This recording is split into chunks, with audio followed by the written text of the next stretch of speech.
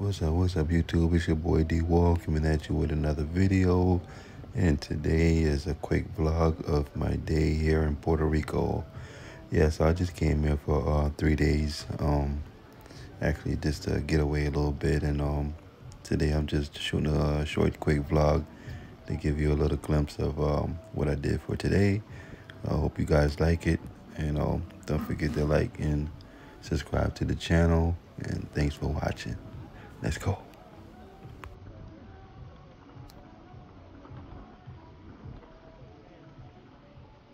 Rum from it.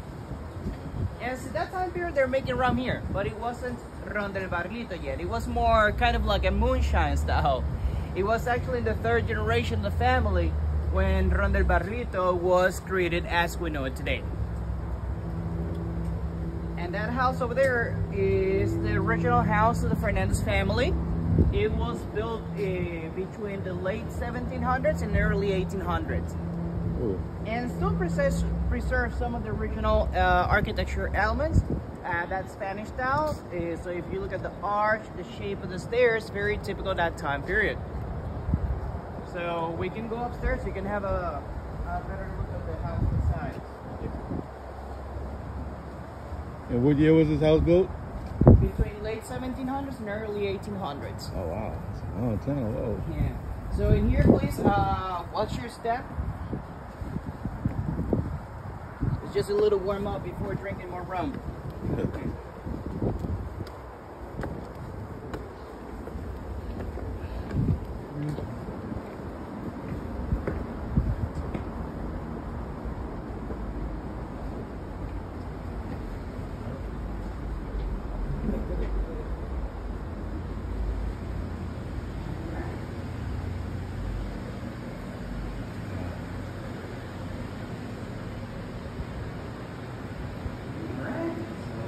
Around here.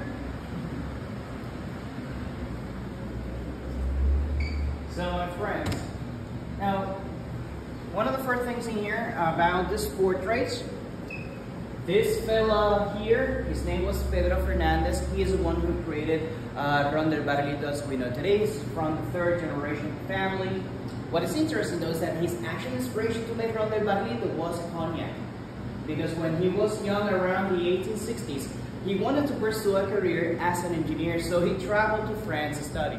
The barrels that we're using here are made of American white oak, but we don't buy them from Kentucky or foreign country. We actually import these ones from Spain. These were used instead for aging oloroso sherry wine in Spain.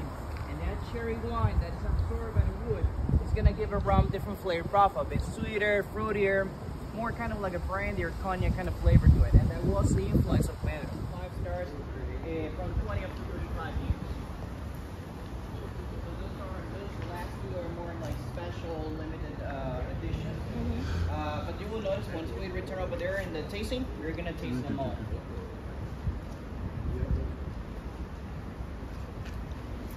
So as you will notice here, it's a pretty small operation here, quite straightforward. We don't do the bottle every day. We bottle like once every 3 weeks, and in average per year we make around 200,000 bottles, which is a pretty good amount, but compared to big brands, yes, still pretty small. You make coquito? Yes, so actually that's something we do it kind of when it's closer to holidays. So we haven't started selling them yet. They're actually making the first batches. I think we're gonna start selling them around October, like around mid-October. Huh? Yeah. So I don't know if they're gonna start from. Something I would like to show you guys here.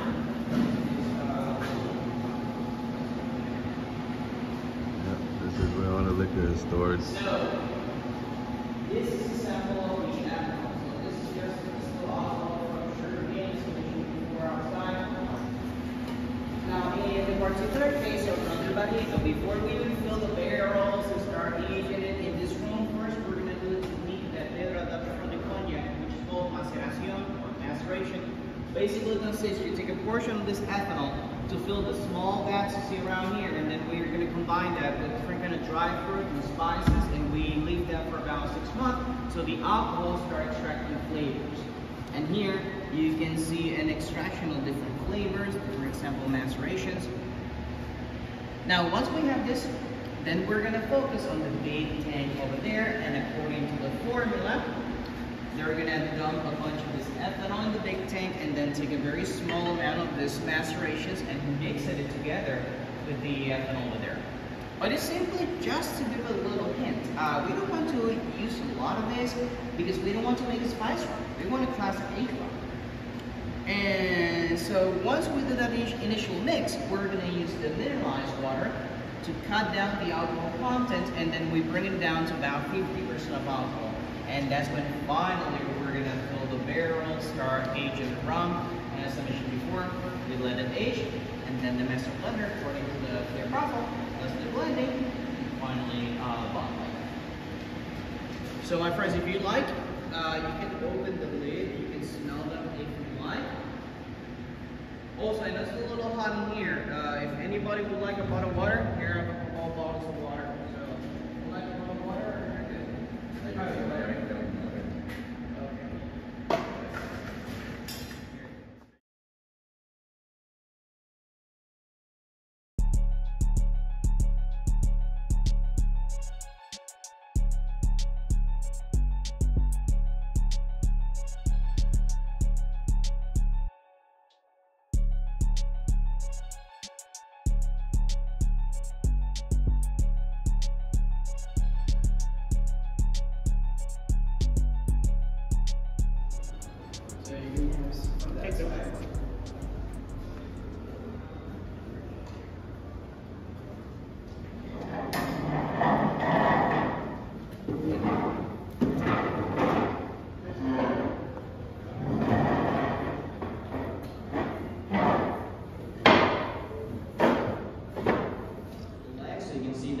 Drop falling down. 2 stars, for example, is between like a light and medium body rum. It has some consistency, but still fairly runny like water. On the 5 stars, when you stir it around, you notice a very heavy body rum, thick, almost like a syrupy texture to it. So that kind of coats your palate and the flavors linger quite a lot. It will have a much longer finish. 5 stars, 30 seconds later, you still stay tasting it. 2 stars, you can notice certain characteristics, but it will dissipate quickly. It's younger, yes, you can perceive more of the bite of the alcohol. Right? So my recommendation will be, we're going to start with about 1 to 2 stars. So my recommendation will be grab the sniffer glass, you can give it a nice stir around. When you get it close to your nose, give it a gentle sniff, right? So to compare aromas, to get the first impression, see how it smells like, what it reminds you of. When you taste, my recommendation, try first with a smaller sip, right? And always, the first sip is going to be the most trouble one. Your palate is not used to it, right? The second, the third, the fourth sip is going to be much easier to perceive different notes and aromas. Now, it's around the 2 stars, 3 to 5 years in the blend. So it's around that the purpose to have characters in age rum, but so flexible that you can use for everyday mixing. Usually mojitos, daiquiris, tropical fruity cocktails, rum and coke, mules, that kind of stuff is actually very nice. So it's around that when you taste it, you might notice some of the sharpness of the alcohol, definitely. But if you keep looking further, you might notice a little hint of sweetness, kind of a little bit like caramel, some vanilla, a little bit like dry fruit, like prunes or raisins, and has a little kind of woody finish in the end. But the flavor kind of dissipates quite quickly, and so you can feel a little bit that bite going down. But as I mentioned, the rum that leans more towards mixing. But trust me, if I put a bottle of white rum next to that one, you're going to notice a huge difference. Much better. Yes, definitely. So it has a bit of a sharpness, but it still has a lot of complexity already. So where it really shines, the 2 stars, is that definitely it will provide extra flavor to those classic cocktails, but it's not overpowering. It's not going to compete with the flavored ingredients.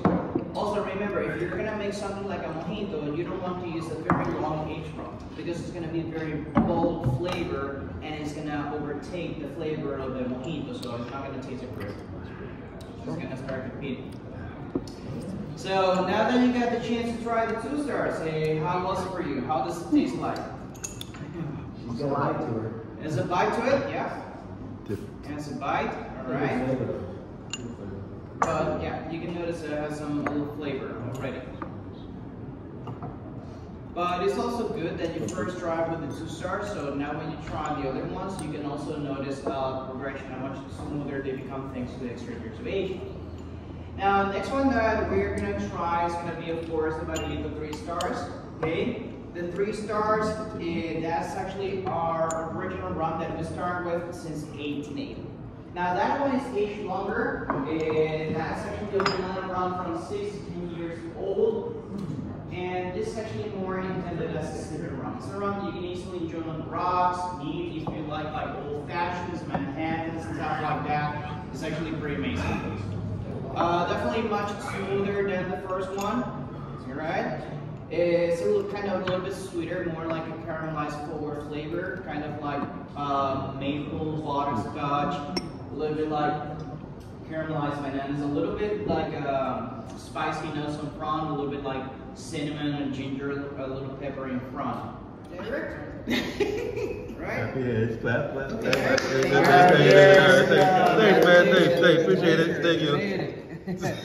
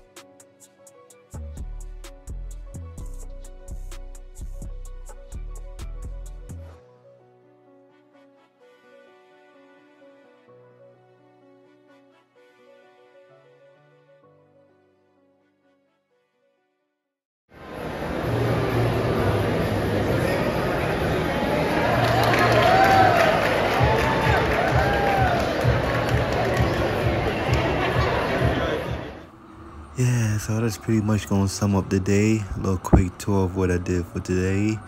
Pretty cool day, you know, got a lot of stuff done, and now I'm back at my hotel, about to relax. Thanks guys for watching. Stay tuned and subscribe and like the channel. Peace.